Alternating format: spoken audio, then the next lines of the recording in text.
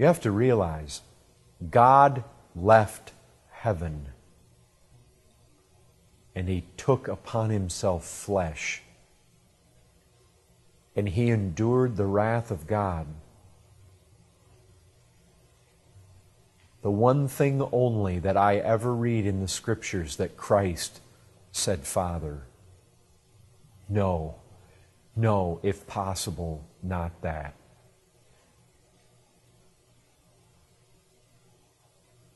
You read in the Psalms, poured out like water. Listen, can you even conceive how God can forsake God?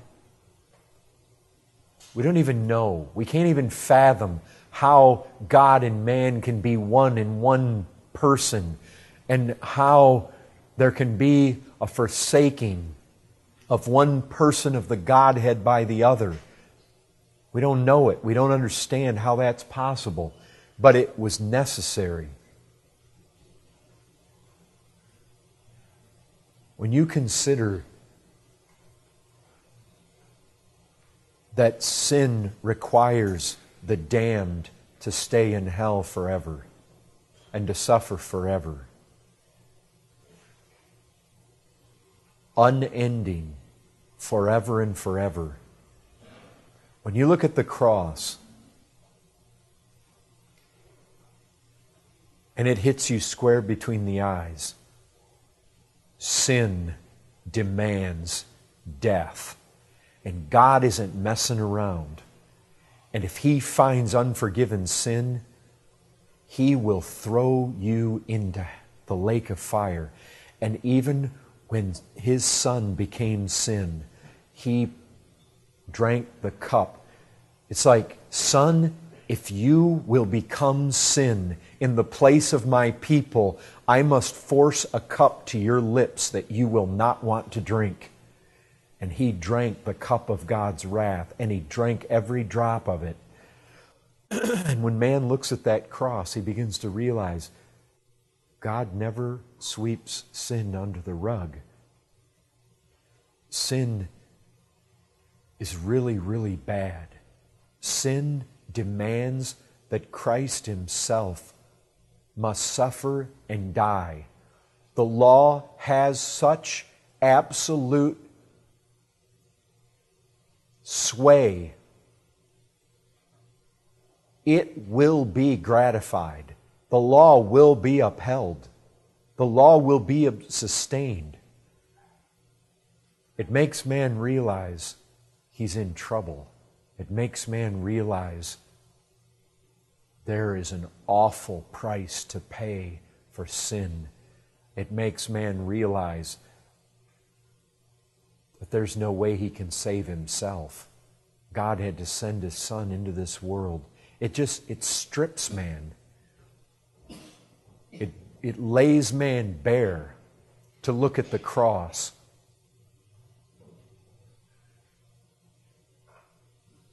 That's what He's saying here. You see, as soon as somebody comes along and they say,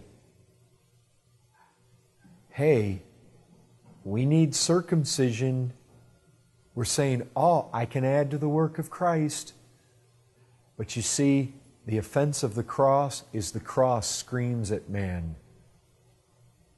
You add nothing to this. You can add nothing. Because why? Our righteousness are filthy rags. It strips it all away. You see, the offense of the cross is, man, you're not good enough. You're filthy. You're wretched. You're a sinner.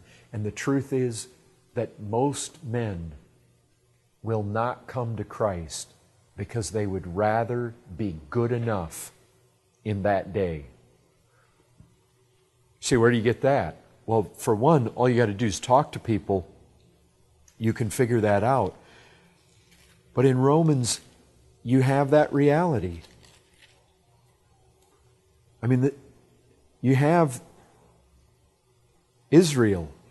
They pursued a law that would lead to righteousness, but they did not succeed in reaching the law. You see, there's the problem. There's the problem.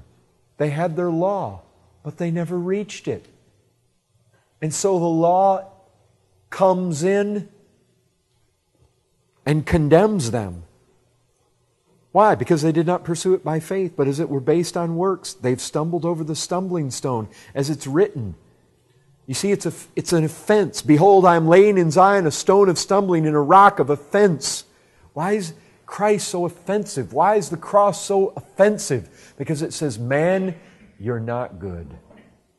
You're bad. You say, there couldn't be any better news. That's true. There could be no better news for men who are absolutely at the end of themselves and realize, I can do nothing to save myself. I am totally empty. I'm at the bottom. I've come to the end.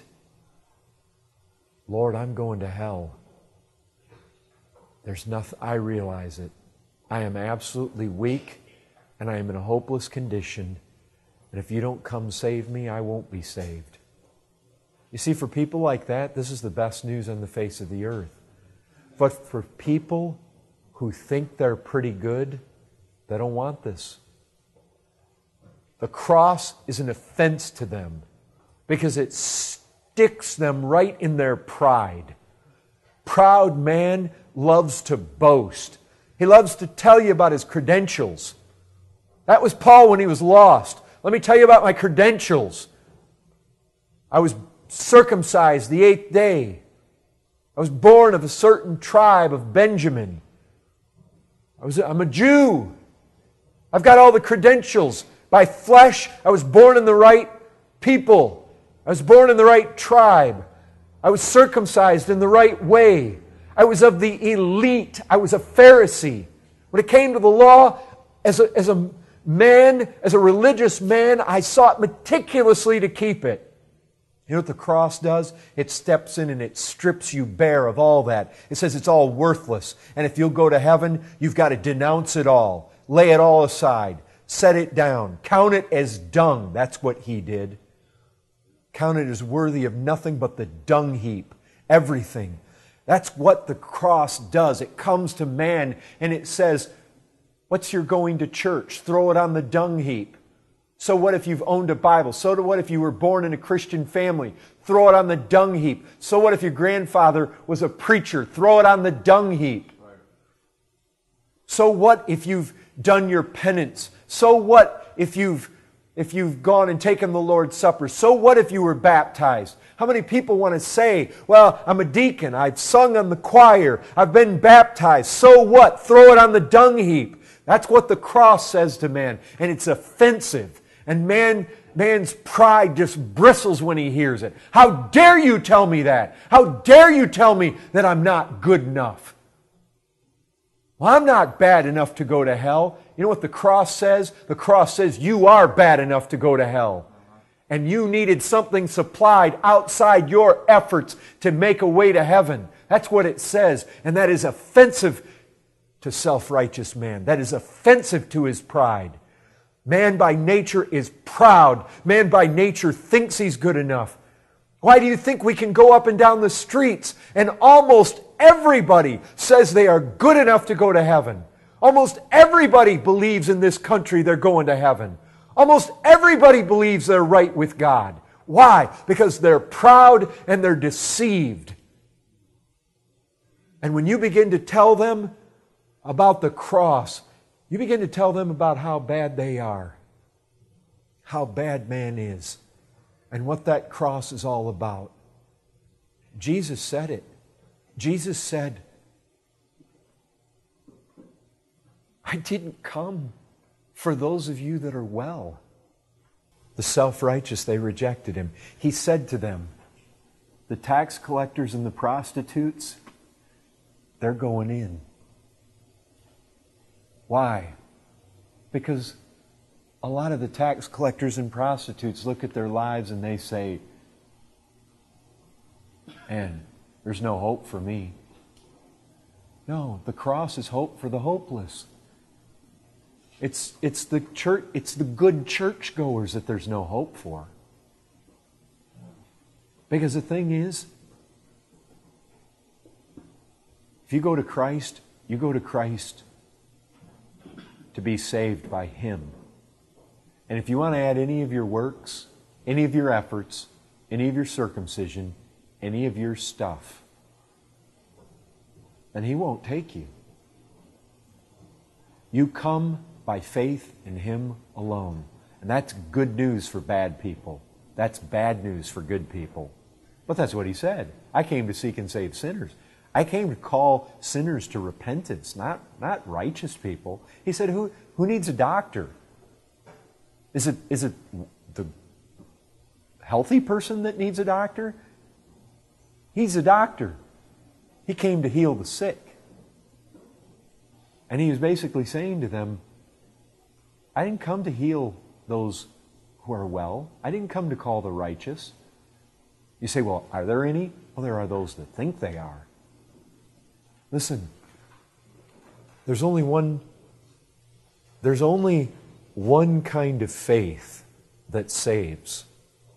It's the faith that says Jesus is all. He's all my salvation. He's all my hope. It's not part Him and part me. It's not 90% Him and 10% me. It's not 999% Him and 1% my circumcision or uncircumcision. It's because as soon as one part comes in, then Paul just says, that's it.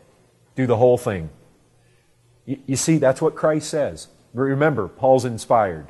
This is Christ behind him speaking. Christ is basically saying this to all of us. Even if it's 9,999 parts Christ, you bring your one part in you, that's it. You've just disconnected from me, and now you keep the whole thing. See, Christ doesn't share any of it. He says, I'm saving you wholly or not at all. You want one little part in it, you're severed from me. That's it. But if you're a sinner, that's the best news ever. That means I don't have to have...